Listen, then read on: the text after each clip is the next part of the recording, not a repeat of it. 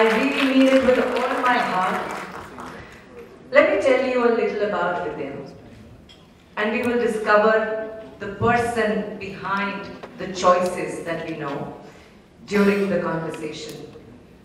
But for me, I've been following Vidya for a while. And for me, she embodies the quintessential Indian woman. Beautiful inside out. Herself inside out. A woman of conviction, a woman of self-belief. How does she be who she is? And in that is our collective learning. And so with all of you, I'm going to begin this beautiful evening with a beautiful Vidya Balan.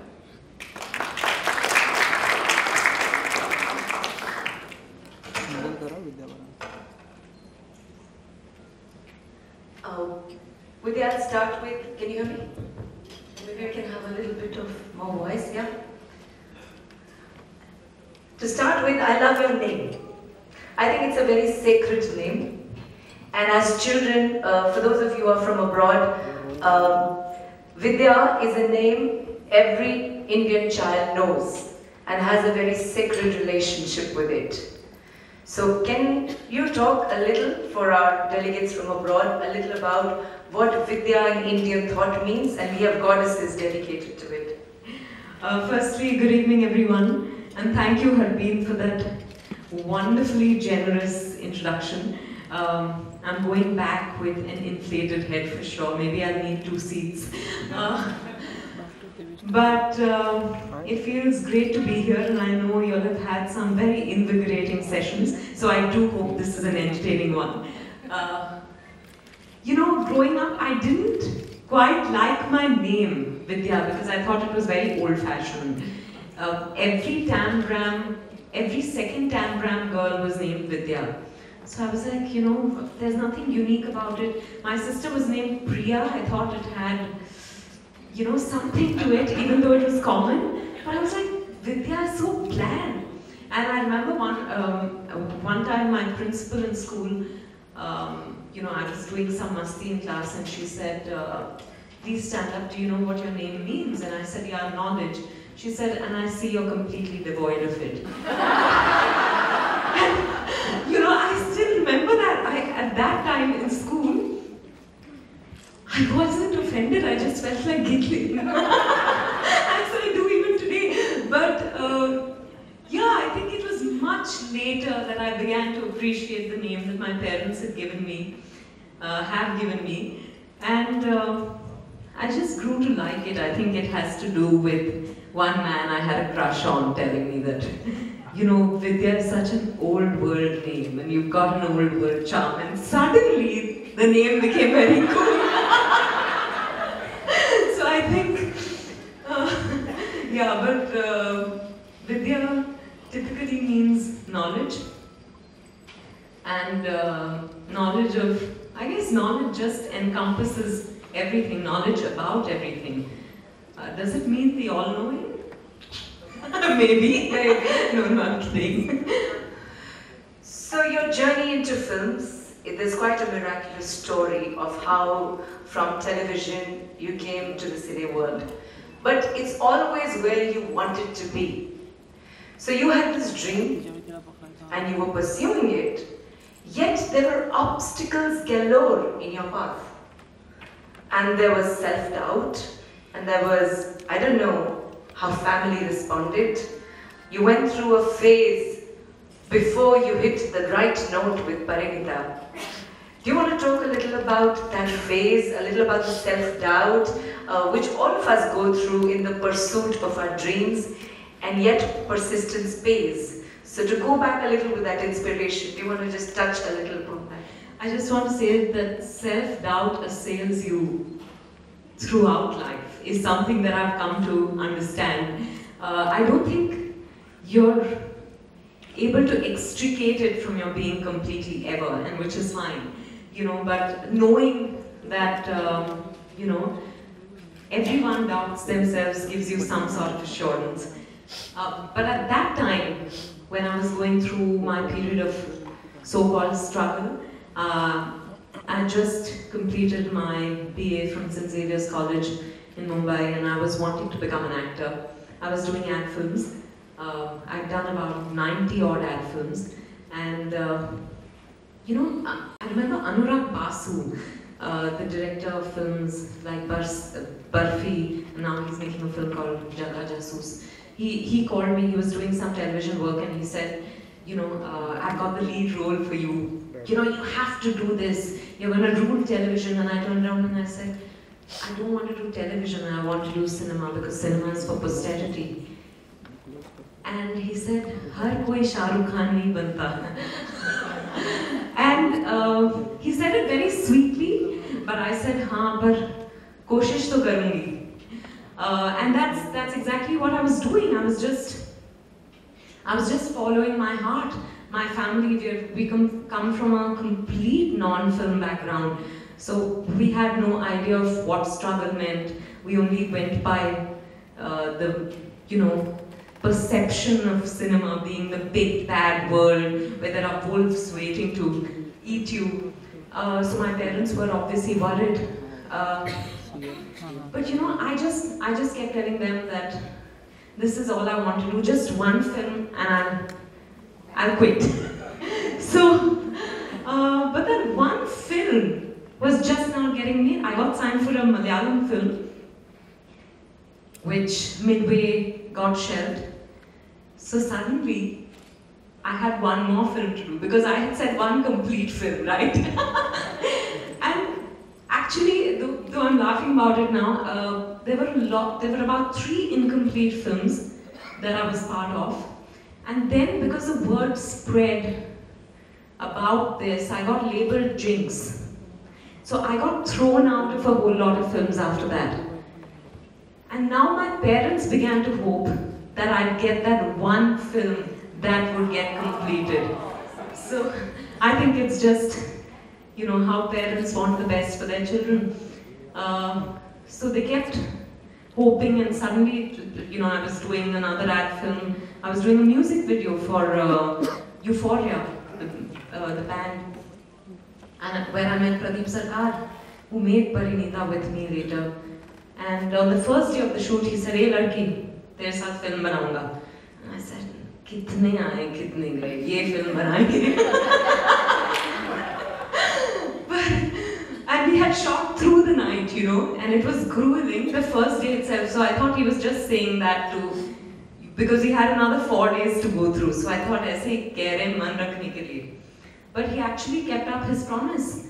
But before that, when we were preparing for this film, I got a Bengali film. And there was this insecurity in me that that one film was being very elusive. And therefore, if I was getting a film, I should do it. Of course, it was a lovely script, and it was a first-time director. And I was committed to doing my first film, Parinita with Dada, but I told him, I said, you have to let me do this. You have to let me do this Bengali film, because आप film मेरे साथ बनाना चाह रहे हैं, पर producer नहीं है, वगैरह वगैरह. I just meant, you know, at that point I was being dramatic. I said, when I'm old, I want to know that I was part of one film, complete film at least. And I think I emotionally blackmailed him, and he said, okay, go ahead, do the film. I did the film, and I got a Best Actress award with that very first film. So suddenly, anyway, I was feeling better because Dada was showing faith in me, and then, you know, the Bengali film happened. So things had begun to look better. But I think the only 2 things that have always held me together, they still do, are family and my faith. I'm someone who prays a lot, and that I get from my family. I'm irreligious. I don't pray to any particular God, but I pray to that supreme power, to that supreme being, that energy, or whatever we like to call it.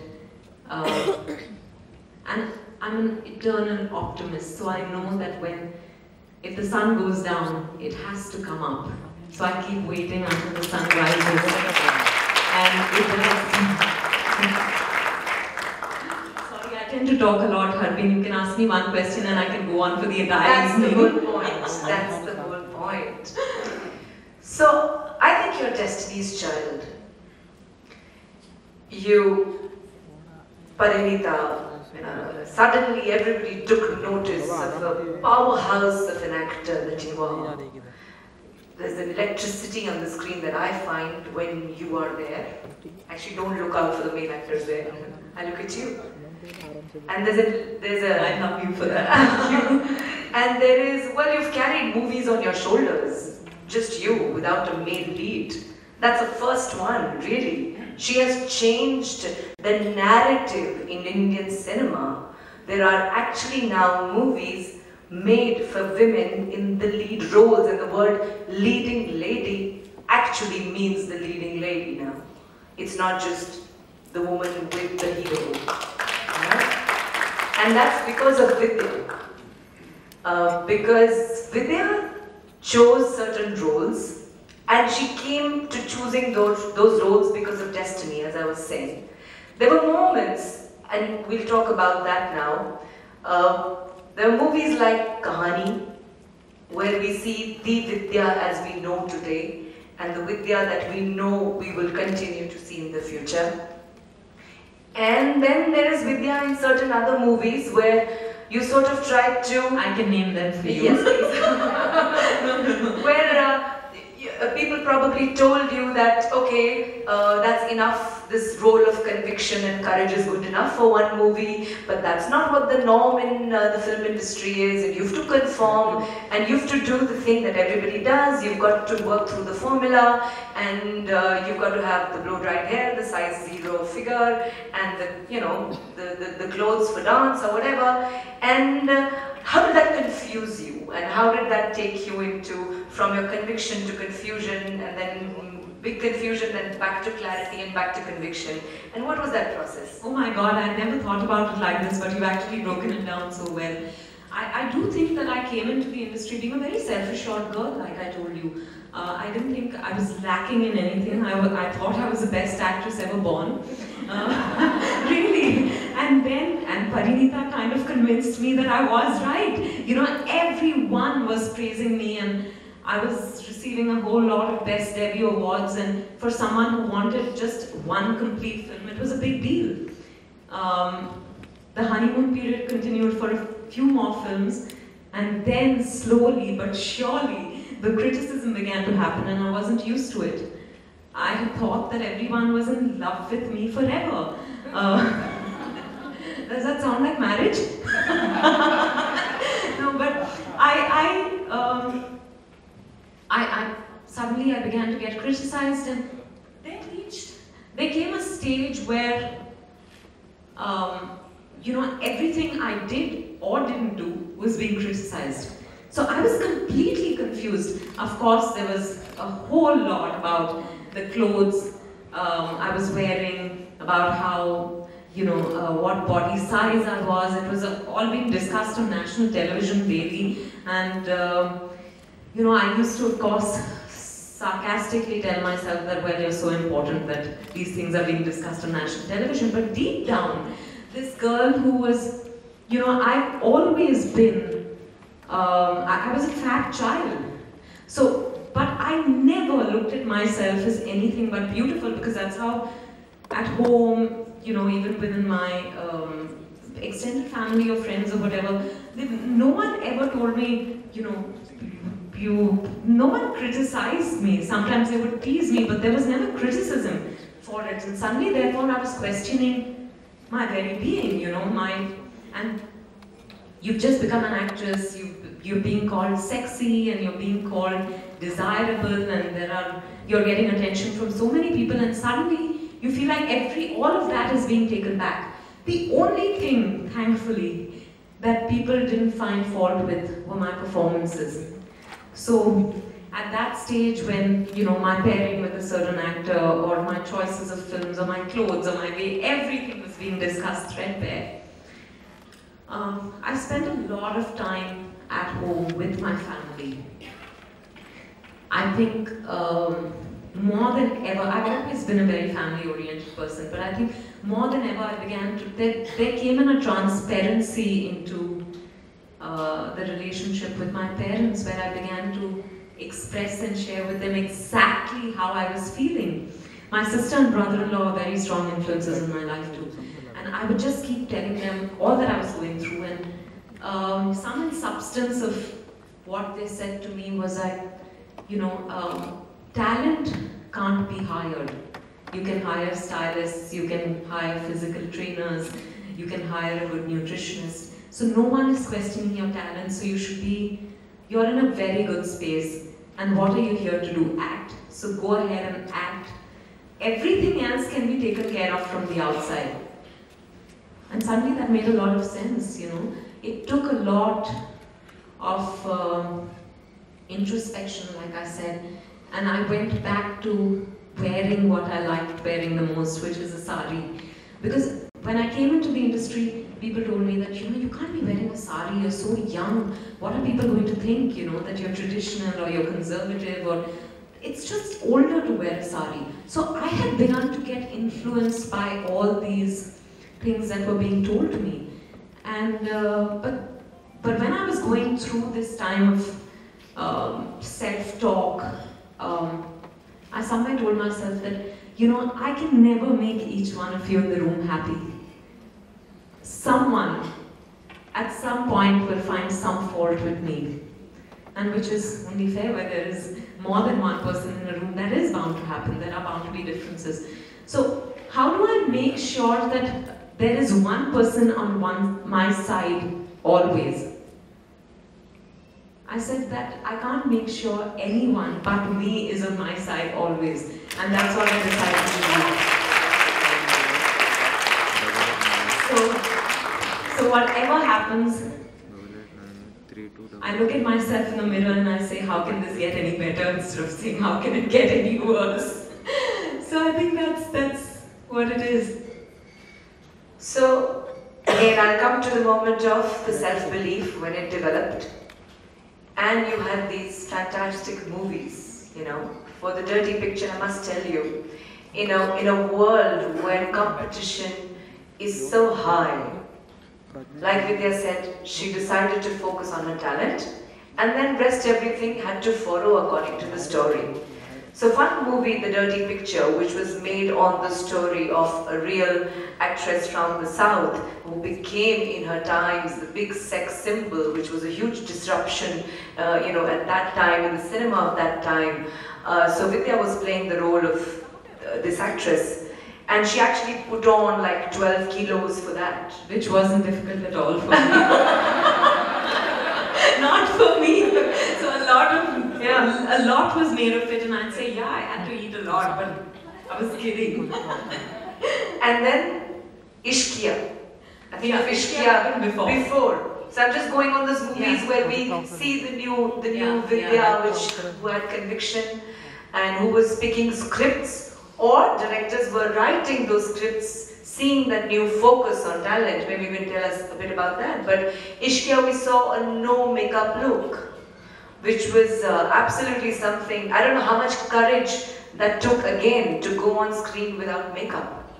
So can you talk a little about the choices and the belief systems that have been developing along with your rising self-confidence and your rising belief in your own talent, and showing the talent above everything else. Everything else comes, but the talent is foregrounded. So what kind of beliefs have been developing in you, which have resulted in those kind of choices that we see outwardly? Okay, going without makeup, you're okay with it, but you must be developing some sort of belief system about what it means to be a human being, what it means to be a woman, and what it means to be an actor. Because from now on, your choices will be determined by your beliefs, like you very beautifully put in that interview that I was just privy to. My work is an extension of my beliefs. So what are those new beliefs that you have developed in this beautiful journey of going through this whole phase? So what is the understanding that you have arrived at as a human being, as a woman, and as an actor? I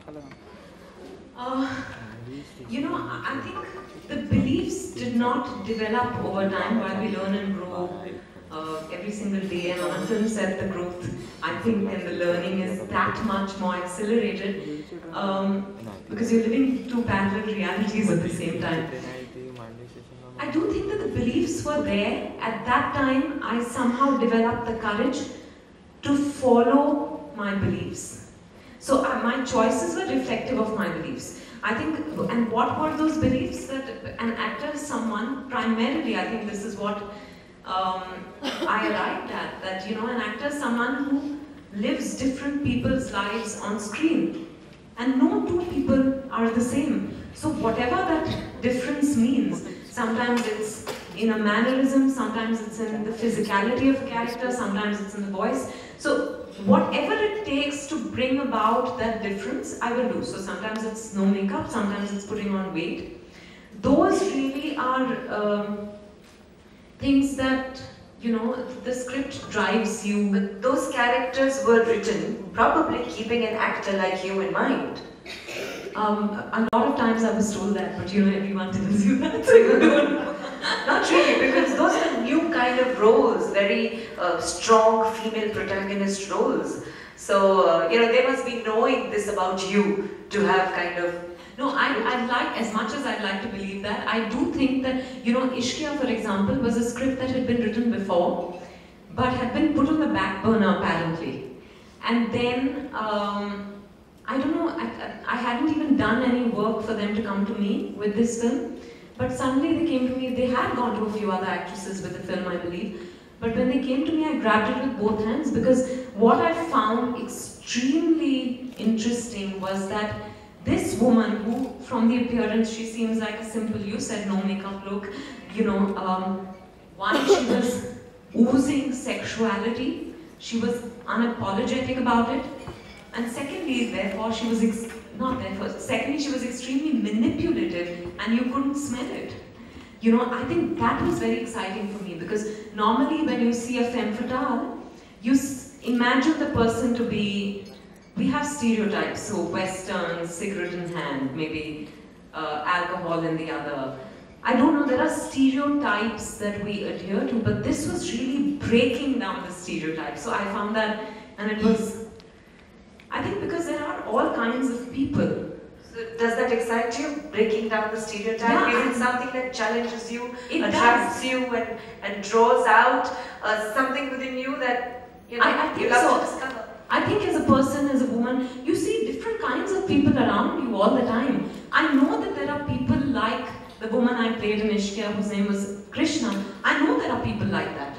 I know there are people like, you know, different kinds of characters I've played. And that's what I think, I may not know them personally, but just knowing that there are different kinds of people, and that's where I think my sociology background helps me to believe in the possibility of possibilities.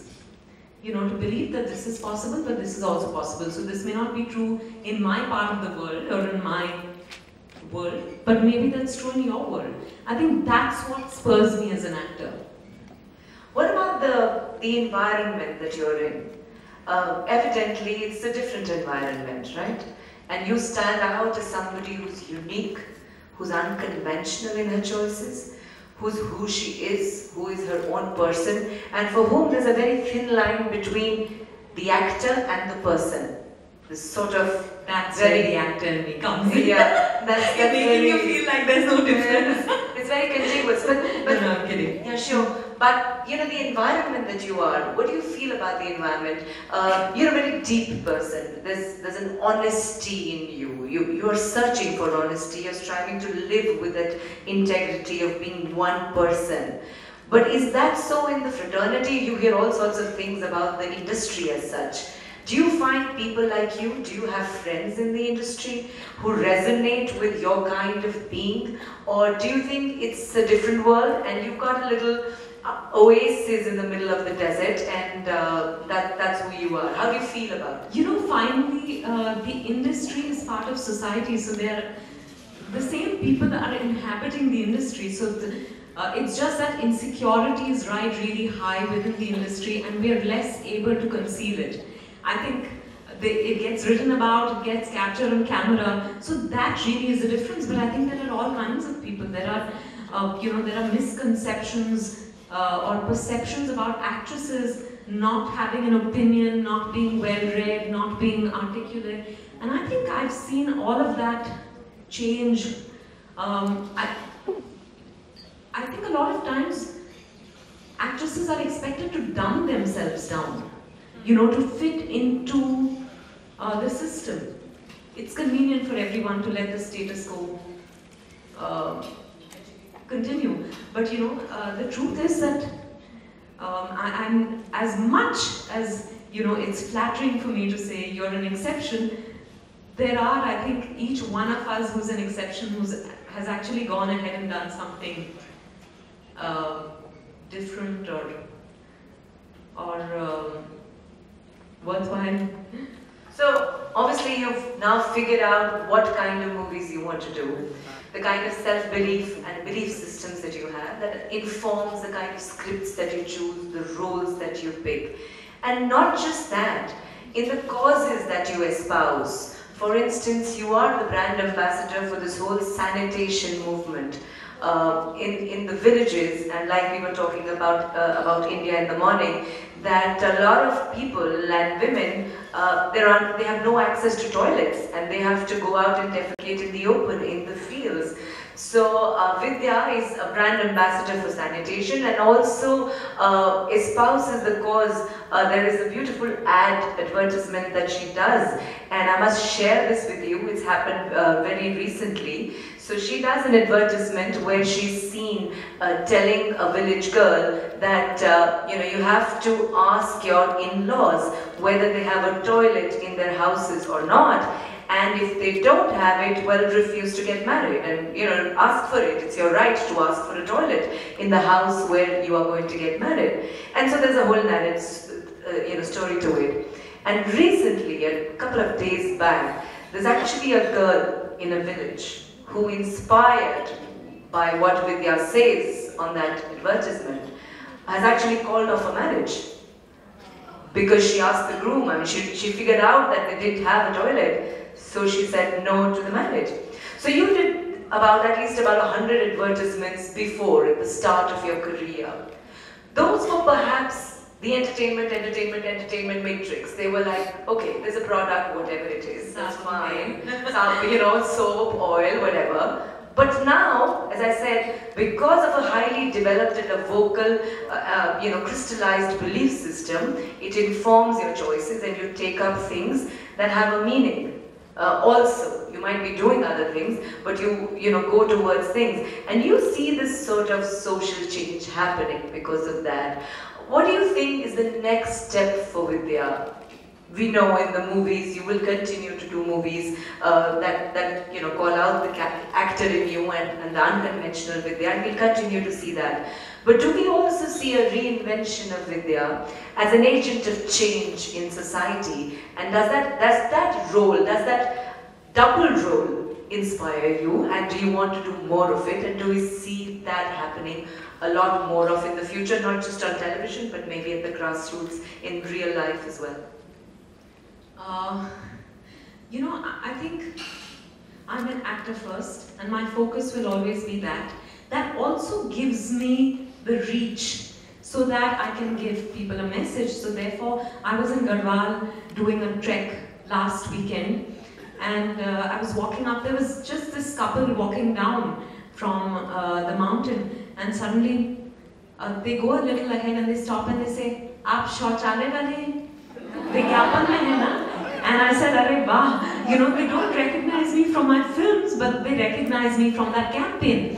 And that is really, that was very satisfying and fulfilling, and an entire conversation started about this Swachh Bharat Abhiyan, where they said that, you know, हम सबको लगता है कि जितना हम कर सके, अगर कचरा कहीं पड़ा हुआ है तो हम उठा लेते हैं, बैग में डाल लेते हैं, कचरे के डब्बे में जाके फेंकते हैं. So there was a sense of participation on part of all of them, and they were saying that, you know, of course, they had access to toilets, but they were talking about how this message is slowly spreading even into areas where, not slowly actually, the campaign is being really, has been very effective also because it's bombarding the media. So people are constantly exposed to this, and that is going to cause a change of mindset. It will take time, but I think we're headed in the right direction. So it's very satisfying when people say that, and therefore I know that I've contradicted myself. I told you that they recognize me from the ad, but I think more or less the reach, I will be able to leverage, yeah, if I am the actor, and that is what I actually live for.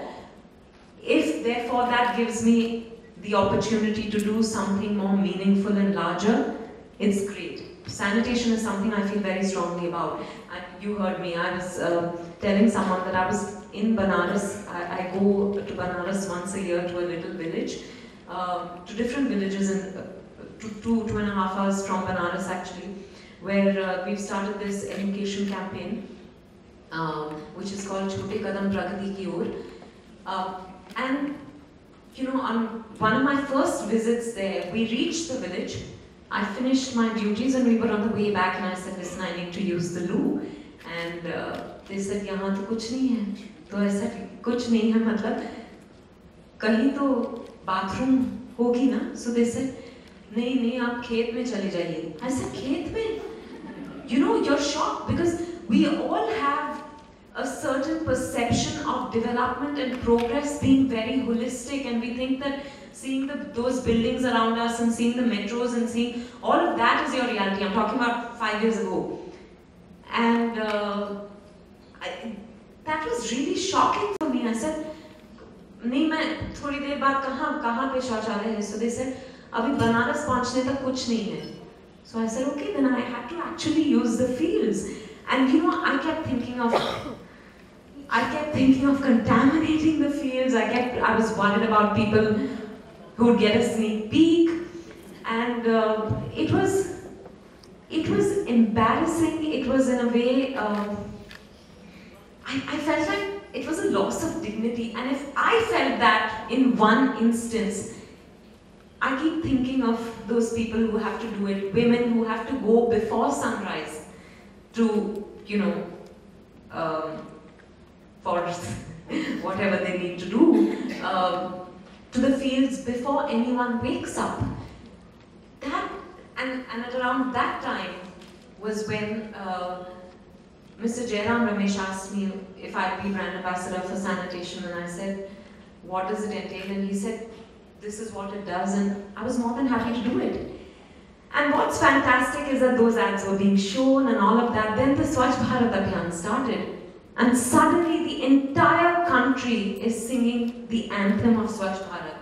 So, you know, I think, I can't take credit for it in any way, but I think we're just ready. We were on the brink of it and it's happened. But I was there at the right place at the right time. That's destiny. Yeah, I guess so. Yes, absolutely. We've been talking about a range of issues about women, the Women Economic Forum, and one of the issues that we've been really talking is about the mindset in India, abroad, concerning a woman. So if you're a woman and if you're sitting in the boardroom, you know, saying something, probably there's a little silent misogyny. You will be told, okay, you can be silent, you know, maybe not those kind of words, but saying, okay, we'll take that point later.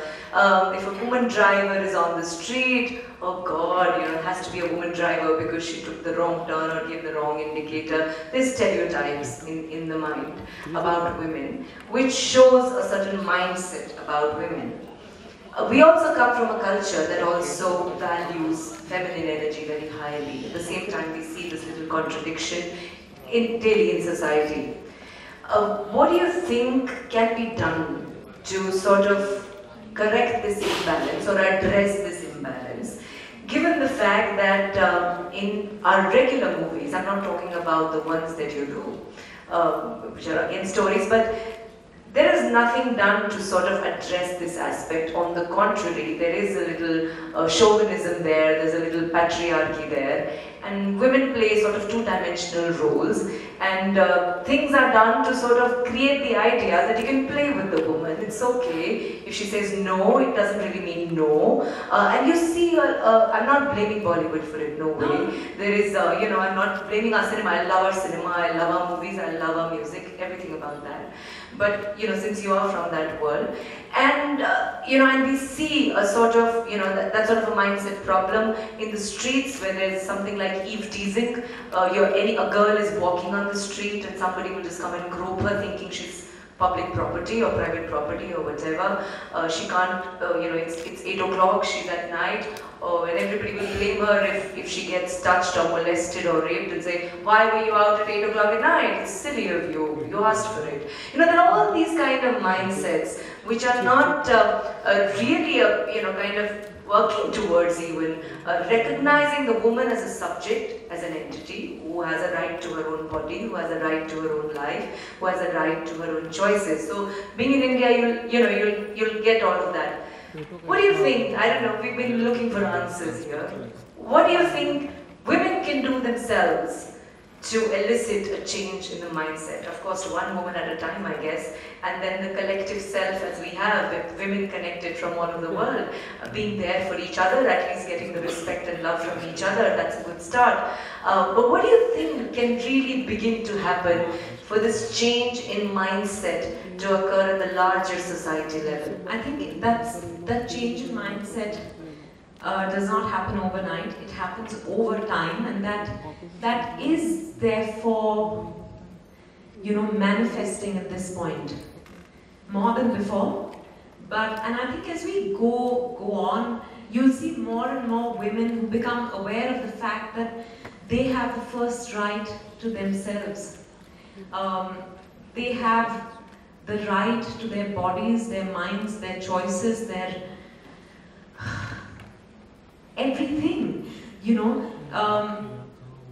So I really think of course it has to be a multi-pronged approach, and I'm not the first one to say it, but it is going to take, we're dealing with, you know, not decades, centuries of conditioning, where the woman, not just the man has been taught that the woman is your property, the woman also believes she is the man's property. So, you know, as much as we are educated and evolved, somewhere you believe that the man, at one point your father or your brother, at another point your husband, and then your son or your male boss, someone or the other has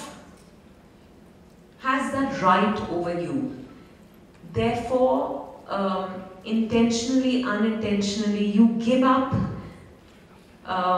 control over yourself in the hands of men. So I don't think it's just men. We women are also perpetuating that. And that,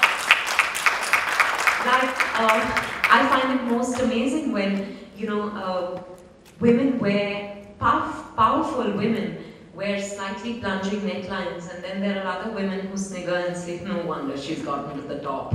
You know, so you're taking away, she chooses to wear what she does, but you cannot take away from her ability. But that's because we are constantly threatened for how the men are going to perceive us, and we want to earn favor with the men in our lives at every point.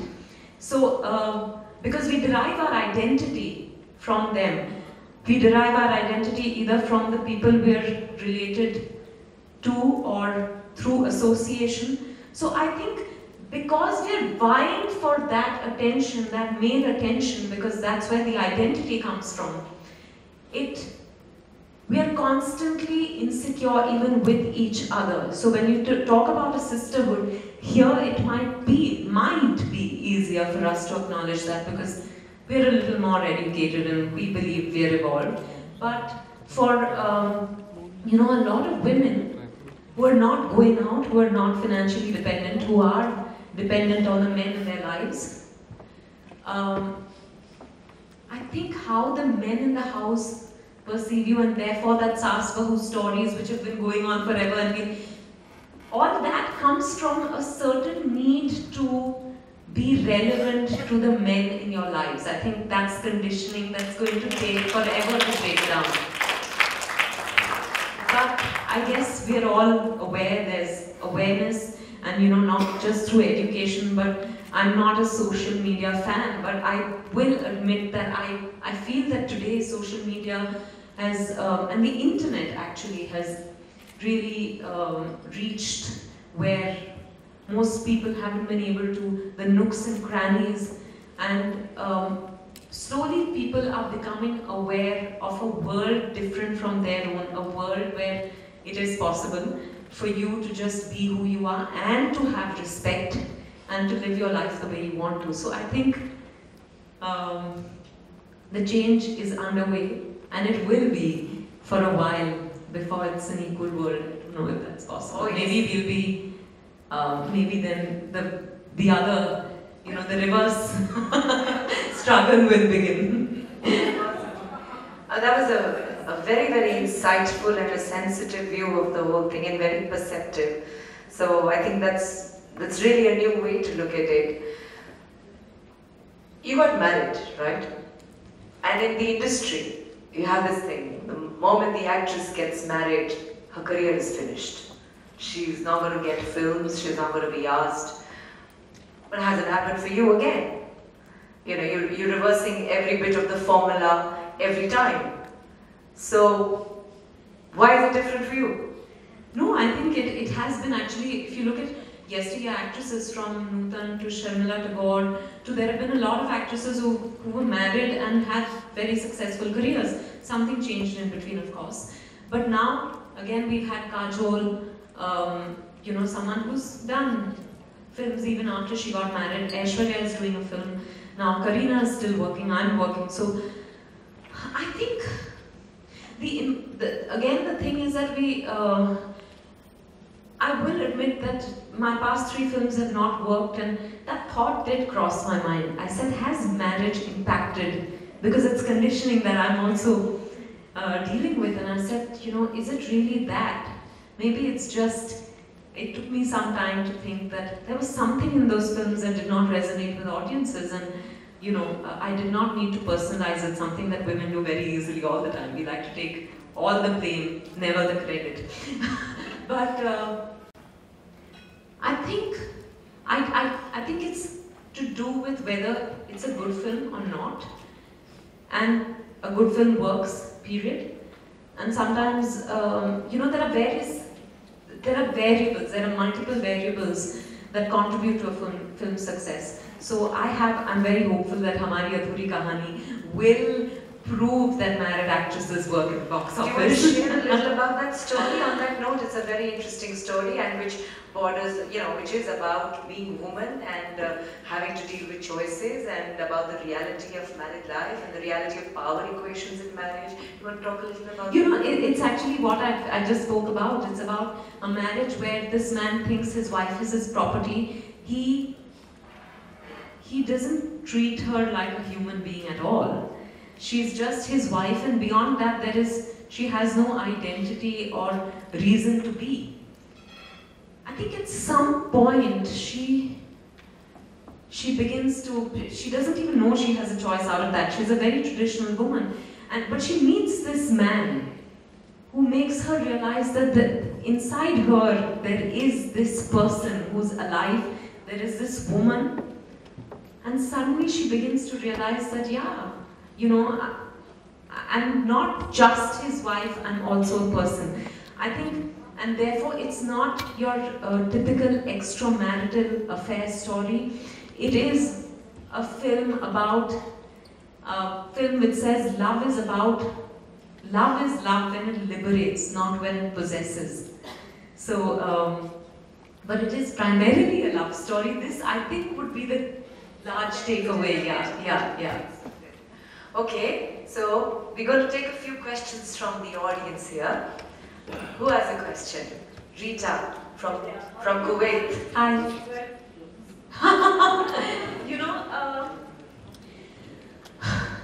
I'm someone who fluctuates very easily. I keep getting told, oh my God, you've lost so much weight, you're looking lovely.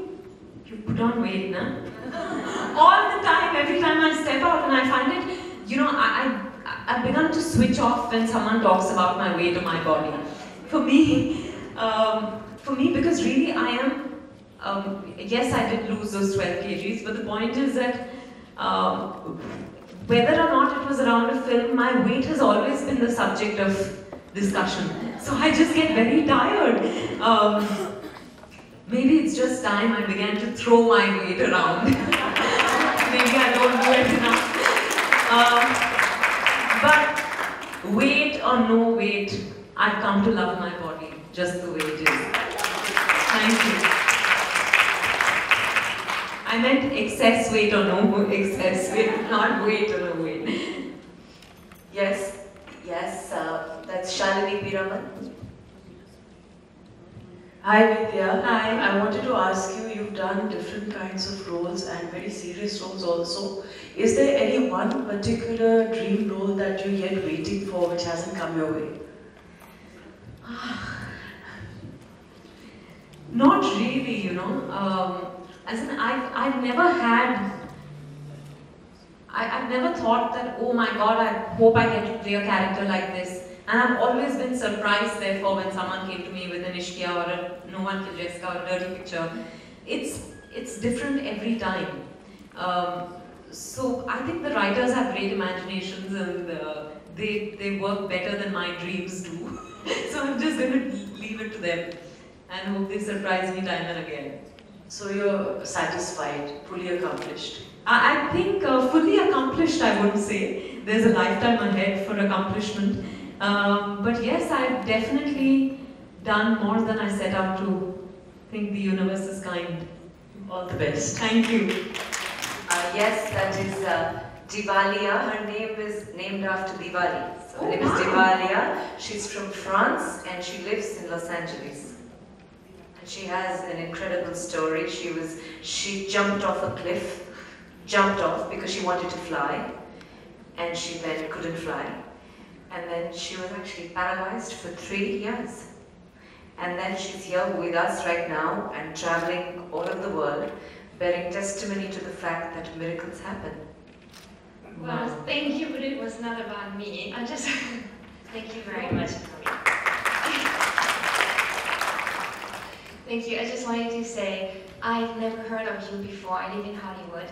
You're so not only beautiful, but you're so amazing. Like, I really feel overwhelmed, and you touch my heart. Like, you're just wonderful. So I was wondering, why you? I mean, do you get offers from Hollywood? Why don't we know you in Hollywood?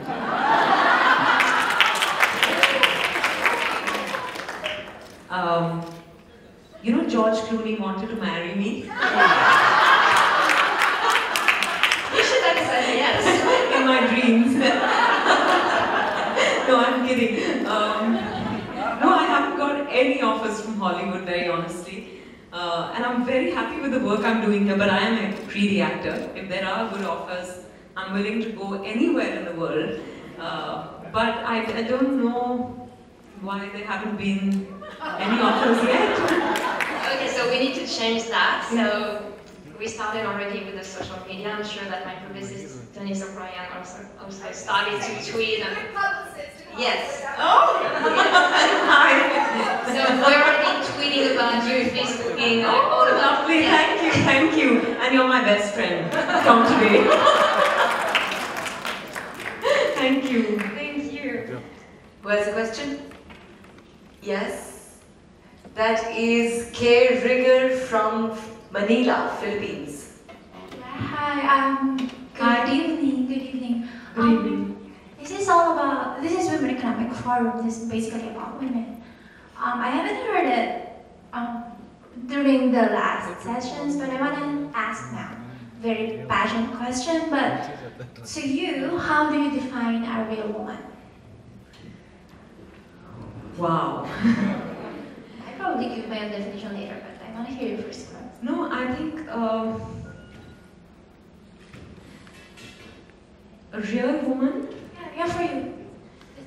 A real woman is one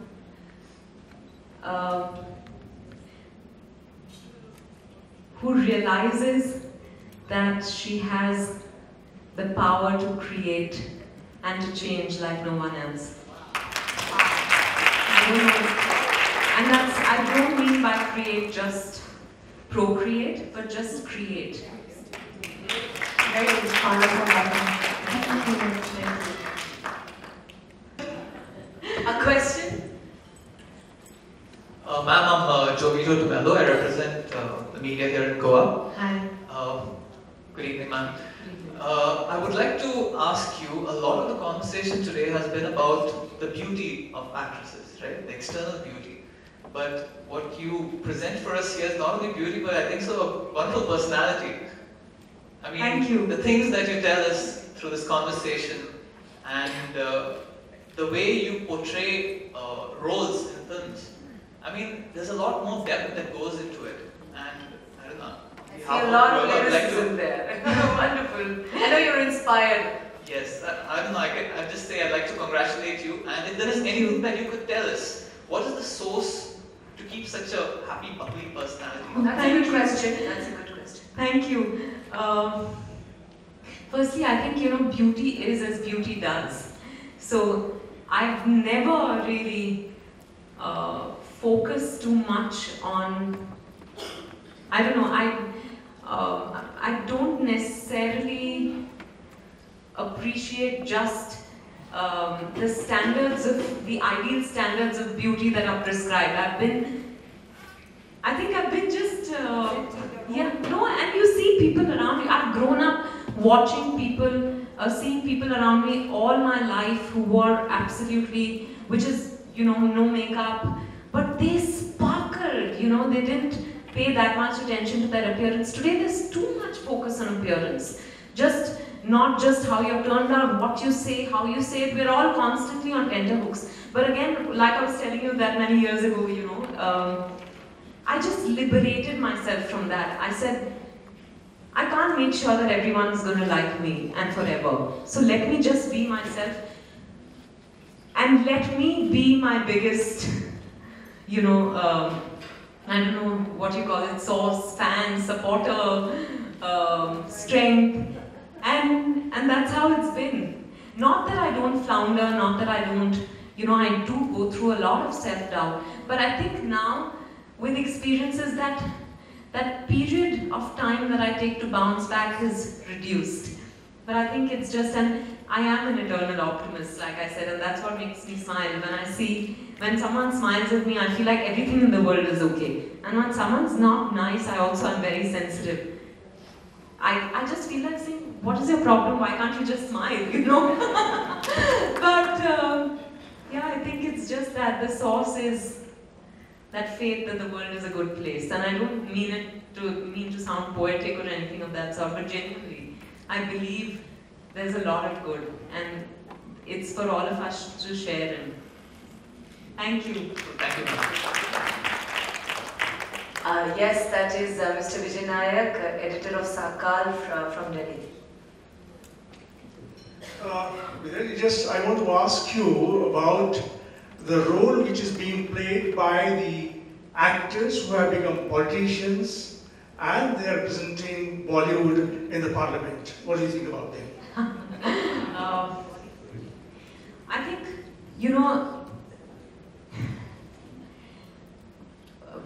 at one point films used to be the haven for people who tried many other things and succeeded and still wanted to try their hand at films, and sometimes have not succeeded at other places. But films was something that everyone wanted to try, and today I think politics, everyone wants to give a shot at. But I think, therefore you have a lot of actors. Some of them have been effective politicians, so great, more power. We need people from all walks of life. But we need true blue politicians also, and people who've been in the services and people who understand all that better, It's, politics is not only about the vote bank. No. Like I said, never say never, but I don't think I'd be able to contribute effectively, honestly. And with commitment, I doubt it. I'm a bit self-involved, I'm an actor. Yes, I see too many hands. How do I choose? Rahul Narvekar, the CEO of Indian Roots, an e-commerce portal with NDTV, which is promoting crafts heritage and also new designers. Personal question, Vidya. You are from a typical Tam-Ram family, right? And today is Mother's Day. Yeah. How tough was it to convince your mom to be, you want to be an actress, right?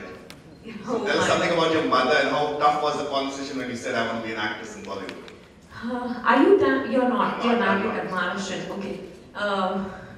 My mother actually said, you know, what is all this? You know, what have you been reading? Who have you been watching?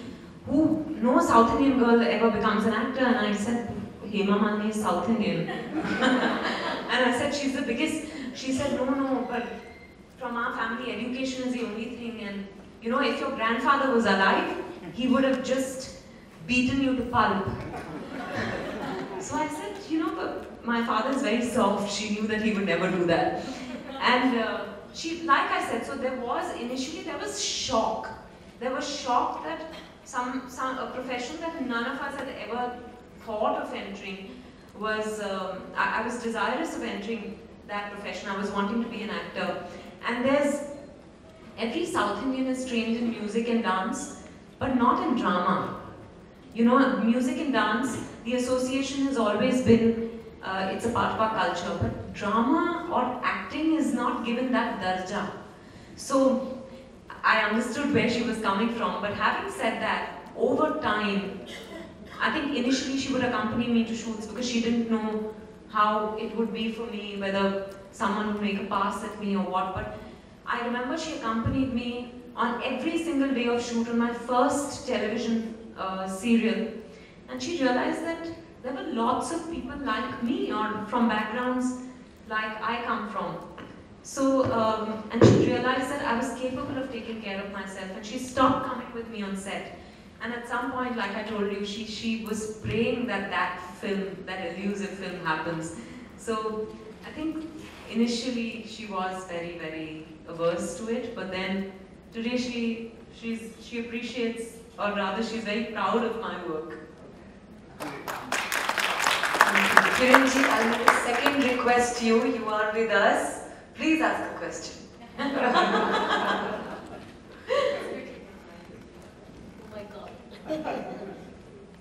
I'm actually nervous. Vidya, how did marriage strengthen you? Did marriage change you? Or in any way, tell us, how has marriage impacted you in any way? Or how did you reach out? How did you handle it? How have you balanced it? You know, I keep asking myself the same question, Kiranji, because I hadn't seen myself getting married ever, and then I met Siddharth, who I'm now married to, and suddenly we started seeing each other, and this seemed like the natural progression. I could imagine spending the rest of my life with him. Also because, like I said, he has been brought up to believe that marriage is, you know, and I'm saying he particularly because I was not sure whether I wanted to get married before I met him, but I realized that here was a man who saw marriage as coming together of equals, of two people, of partners, just like I did. So I was happy to get married, and touch wood, it's been great.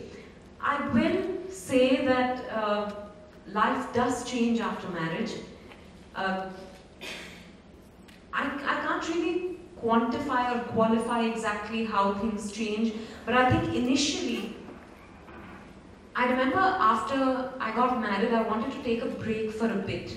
I was going through some health issues, but I killed myself to continue to work despite my terrible health, because I felt like, what will people say now? You know, as women, we also, as professionals, we don't want to be seen as compromising on any of those. So I kept telling myself, no, people will think that now I'm slowing down because I've gotten married, that I'm not as interested because I've gotten married. So I have to keep at it.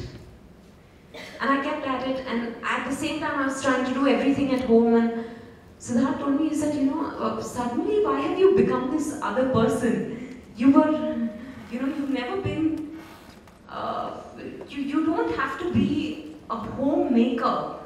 You and I can equally distribute things between each other, and I'm so grateful to him for that, because like I said, I'm also, there is the conditioning in me also, even if I want to wish it away. So somewhere I was trying to be this perfect professional and wife.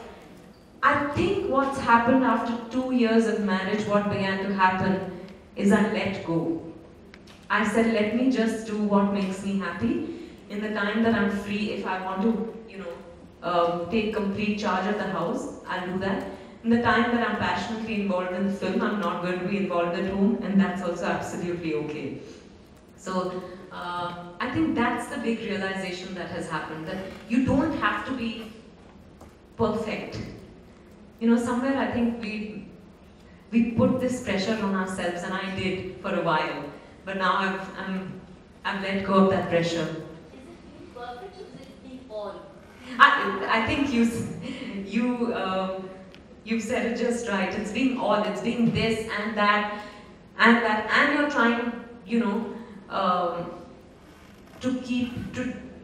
to be there for your family, and you're trying to be the professional, and you're trying to be there as a homemaker, and as the wife, and as somewhere again I felt a little lost, and then thankfully, I think again conversations with my loved ones has just helped me ease up. I think I've become an easier person. I don't carry any burden on my shoulders anymore.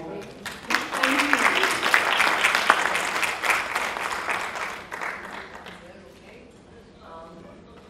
Yes, Soumya? Rashmi. Rashmi is part of an all-women expedition by road from Delhi to London. Wow! Thank you for that. Good luck for that. Thank you so much, and good evening. Vidya, you come across as such a happy and positive person, but you've also done some really dark and intense roles. So how difficult or easy is it to switch that off at the end of the day? It wasn't easy before. It would actually take a toll on my health. Like I said, at the time that I got married, I had just come out of 2 intense films, The Dirty Picture and Kahani. And I felt like I needed a break. In Hollywood, actually, they go through detox programs after they've done intense films. We have nothing like that here. So, I should have ideally taken a break at that time, and I would have had no health issues then. So it does take a toll. Finally, you're playing with emotions. You're pushing yourself to feel things that you probably don't feel on a particular day or at that particular time. So it is sometimes very, very tough, and it leaves you feeling drained. But I think Hamari Adhuri Kahani is an extremely intense love story, like you must have seen in the trailer.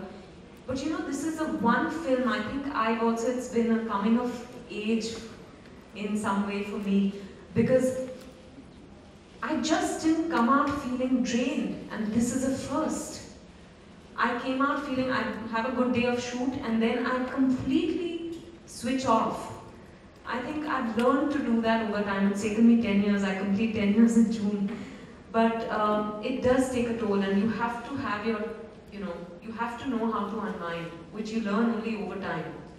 So what helps you to switch off? That's interesting. What helps you? What's your tool to switch off? Music, sitting and watching the waves. I live on Juhu Beach in Bombay. So just sitting and watching the waves sometimes just doing absolutely nothing. I also write my diary. So the diary helps me vent sometimes. And my niece and nephew, I have a twin niece and nephew, my sister's kids, a boy and a girl. And actually, even if I just speak to them on the phone, I realize that suddenly something changes. I think children have that ability. So I think all these things help. And of course, chatting, I choose Siddharth's brains. I have to tell him exactly what happened in the day and all of that. Once I get it out of my system, then I think I'm able to unwind. And at the end of the day, I always free. And have your prayers changed in their vibration, in their energy? Maybe earlier you asked for maybe a movie. God, get me that one movie. And now, do you think your relationship with God, with your own spirituality, has also sort of been affected by that? Just let go. It's okay. Just be with me, or some sort of a qualitative change in your relationship with the Force. Yeah, I think that constantly goes through, ups and downs. It's sometimes you feel that you know the meaning of surrender, and then suddenly you're surprised because when you feel you know how to surrender, something shows you that you haven't completely been able to do that. So I think that's a constant process of, I don't know really. I just pray. Sometimes I pray more, sometimes I pray less, sometimes I don't pray at all. So I think it's just, I go with how I'm feeling. So what are you going to write in your diary tonight? That I had the most fabulous session here. Amazing. No, Amazing. genuinely, I've had a lovely time, and thank you all. The energy is great. We have a little surprise for you, all of us here. So I will call upon Mansi Mahajan.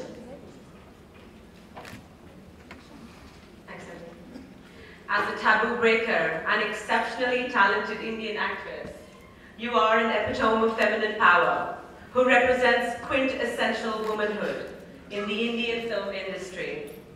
You uphold a charismatic persona and depict strong, inspiring, realistic women, characters in your most laudable ways. By your spectacular and powerful performances, you have carved a distinct place for female roles and given stature to women-oriented cinema. As an internationally acclaimed actress, you were appointed as a core jury member at the 2013 edition of the Cannes Film Festival. You were also awarded with the Padma Shri by the Government of India in 2014 for your incredible contribution to Indian cinema, and with 5 Filmfare Awards, which are verily the Indian Oscars. We salute you for uplifting womanhood in a male-dominated industry, and for all the inspirational protagonists that you have essayed with aplomb and originality. For your role in reviving the feminine regard in the Indian film fraternity, and for your brilliant portrayal of some of the most magnificent women characters. The All Ladies League at the Women Economic Forum is proud to confer on you, Vidya Balan, the award for the Iconic Woman of the Decade for excellence in empowering women-oriented cinema.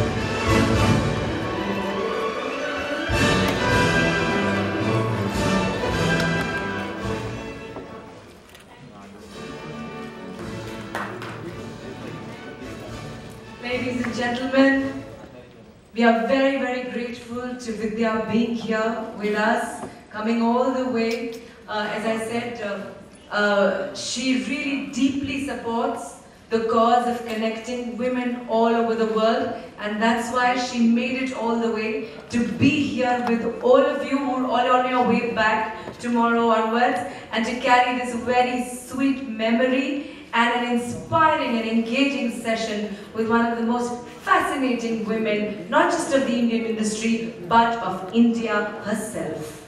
Thank you. I couldn't have given my mother a better Mother's Day gift, truly. Thank you.